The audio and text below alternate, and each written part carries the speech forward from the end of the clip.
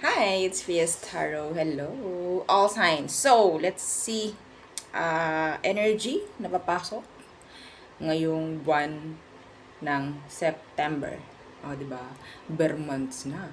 Kampana ng simbahan ay nanggigising na. When di ba? Ang bilis. Grabe, kakabagong taon lang. Tapos ngayon, bare months mo. Oo, handa na ba kayo? No, di ba? So, all signs. Anong meron sa paparating na buwan ng Setyembre? Okay. September. All signs. Let's see. In general. Kung ano lang ating makita po, ha, sisilipin lang natin kung anong meron. This is for the month of September. Again, kung meron pong tanong, please, paki-message po ako. No private message, ha? And ano pa ba? Yes, yung ating mga charms ay available pa rin po, no? Hanggang ngayon. Oo. Meron pa rin naman kahit papanong ibubuga yung mga nakabattle, no? So, yung ating charm spray, yung ating oil, yung ating, ang tawag ito, third party kit. So, yun. No? Okay, let's see. Anong meron sa buwan po ng September para sa mga nanonood? Okay, let's see. No zodiac sign needed. Kahit ano pong zodiac sign ninyo, pwede. Ikaw na nanonood, anong meron sa inyo sa buwan ng September? Hierophant.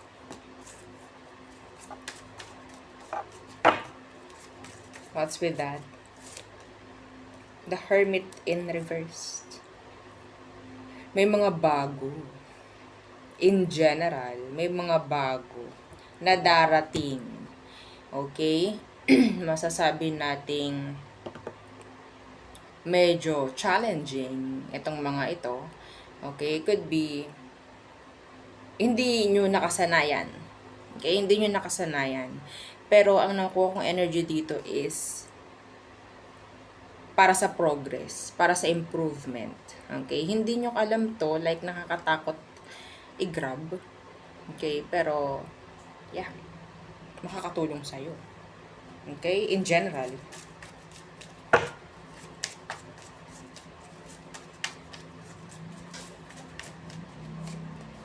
Ace of Wands. Okay.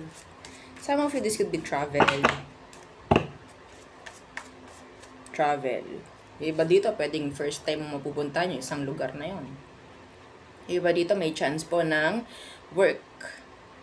Okay? Makapag-travel, maybe to work, maybe abroad. Empress in the reverse. Okay? So, some of you, there's this, an energy of mag-start na connection, pero hindi mo magugustuhan. Okay? I don't know kung bakit. So, sabihin natin short term lang. So, meron kang makikilala. Okay? Sabihin natin, yeah, maganda, pogi siya, physically attractive. Pero hindi ko alam bakit hindi mo siya bet. O naman yung hindi bet. Hindi gusto. No, oo. Para sa ibang mga, 'di ba? Hindi nakakaalam ng salitang ganon. Okay?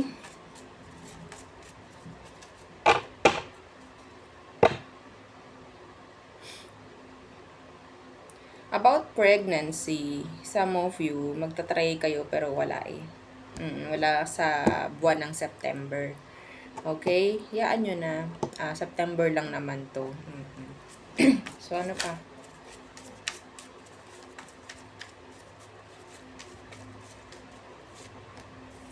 The Sun. Ang gaganda ha. Hello. Hi. Puro major arcana to. Ang daming pagbabago na mangyayari ngayong September.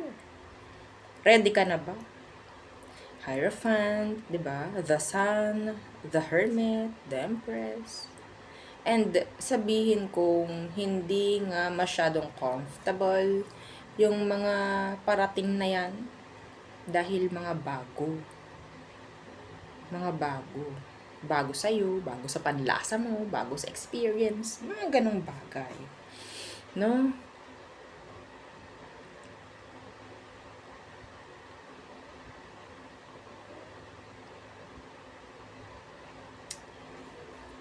This is good. Okay. So, dinidecode ko pa kung ano pa yung iba pong mga mensahe dito bago ko bumunot ng isa. A surprise. In general, there's a surprise na paparating ngayong September for you. Surprise travel, surprise visit. Okay? There's a lot of, sabihin natin, sorpresa sa buwan po ng September.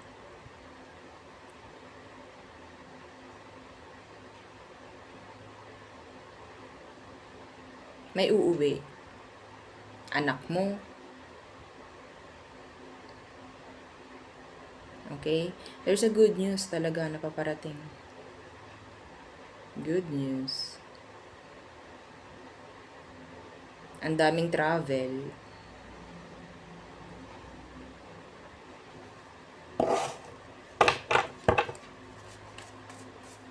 Ang dami ding opportunity pagdating sa trabaho. Meron din pong energy dito na pwedeng makakakota ka sa buwan ng September. Claim it. I-share nyo tong video para marami pong makakapakinig, marami makaalam. Okay? Wag nyong ipagdamot itong energy na ganito. Ipagdamot nyo yung yung mga hindi talaga dapat mapakinggan. Na, okay. So,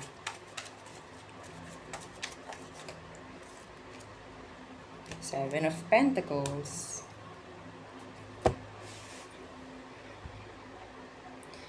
Specifically, meron kayo ina-expect sa buwan po ng September. And yeah, pwede ninyong makuha yun. Okay, kung ano po yung ina-expect ninyo, pwede mag-manifest po around the month of September. Okay?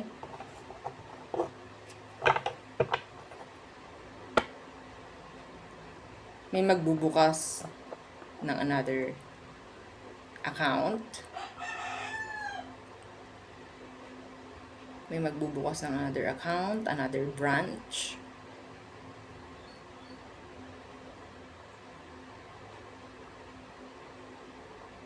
Basta, good news is coming in. In general, good news. Magaan itong energy dito. Okay, magaan.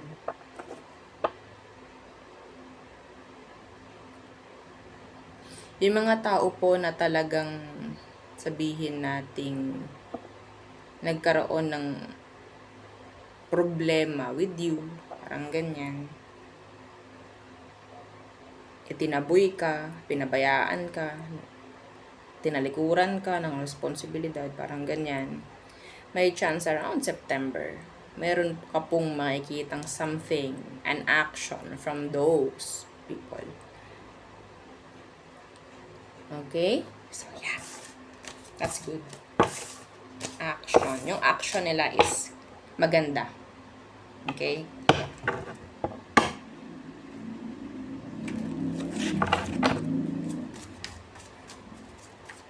What else?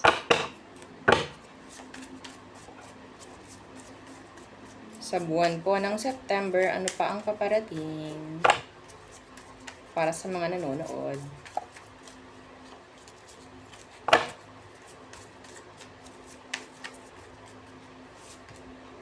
Empress. Again, kanina naka-reverse to. Upright na ngayon. Progress, improvement, longevity, okay, beauty, enhancement, parang ganun.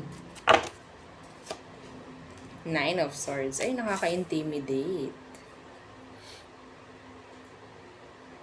Nakaka-intimidate. Yung mga nakapanood dito, yung energy nyo, sabihin natin pwedeng tumaas. Okay? Kasi masaya eh. Yung nakita nating unang spread, masaya. So, hindi ka matatrap sa mababa. Okay? Kung meron mang mga nakatali sa inyo na hindi nawala sa high frequency, sabihin natin mas may higit mo yon. Okay? Mas tataas. So, nakaka-intimidate to. Iba po dito. There's this unplanned pregnancy. Oo, magkaiba yung energy kanina. Yung kanina, sabihin nating planado eh, tinatry pero wala eh. Pero ito unplanned. May chance po na magkaroon ng baby yung mga hindi talaga nagpaplano. Ay, ganito gawin natin. Sabi ni Madam, dapat hindi planado. Kunyari, hindi natin alam. Oh,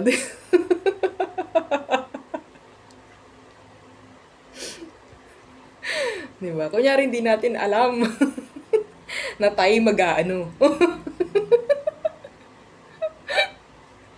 What? So,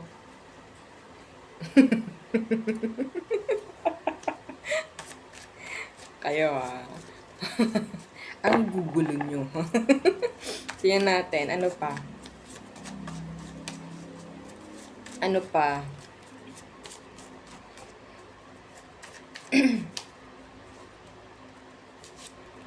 The Devil in reversed. See? In reversed. The High Priestess.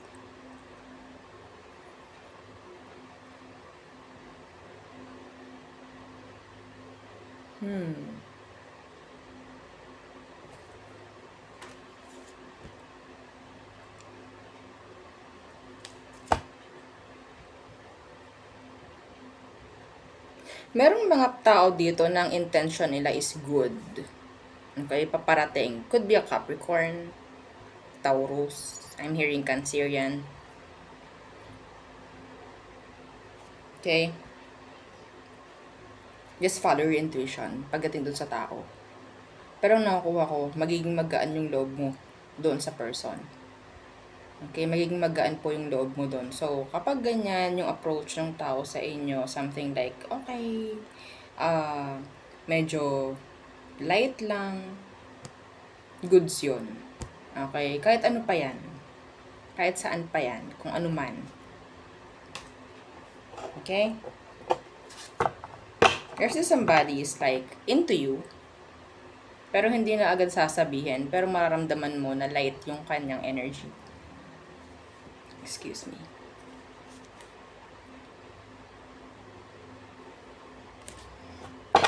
Okay po. So,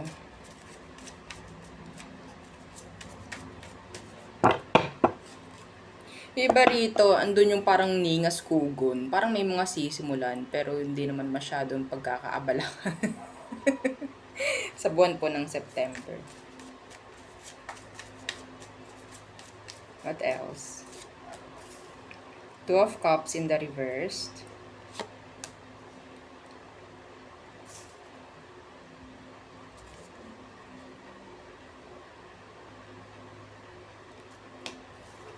Money. Ten of Pentacles. Yung iba sa inyo, there's this isang challenge specifically. Kailangan mong alisan yung taong alam mong kailangan mong alisan para mabukas or magbukas yung mga gandang opportunity sa'yo para pumasok. Yun lang kasi yung nakabara eh. So, it's up to you. Okay, kung pwede, kung kaya mo.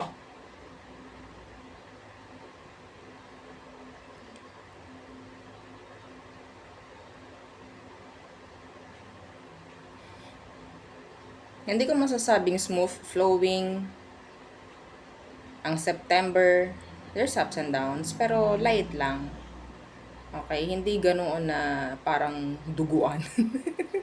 Hindi, no? Okay? Meron at meron.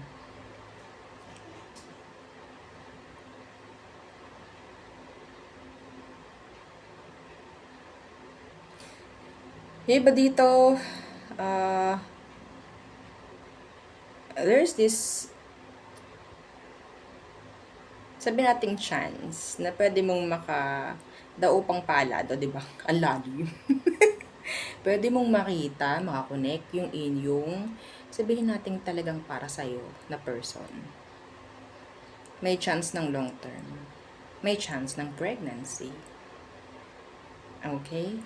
Pero, ang nakuha ko dito is parang hindi gaanong masyadong pagkakatiwalaan sa una. Okay?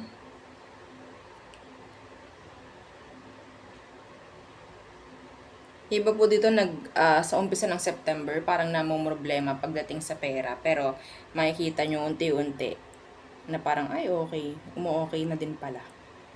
Yan. May pera, may darating na pera sa buwan po ng September. Okay, kung ano man po yung mga ina-expect ninyong pera, hindi yun. Iba pa to. Iba pa po ito. Okay? So, yeah, yung mga ina-expect ninyo, yes, paparating yan.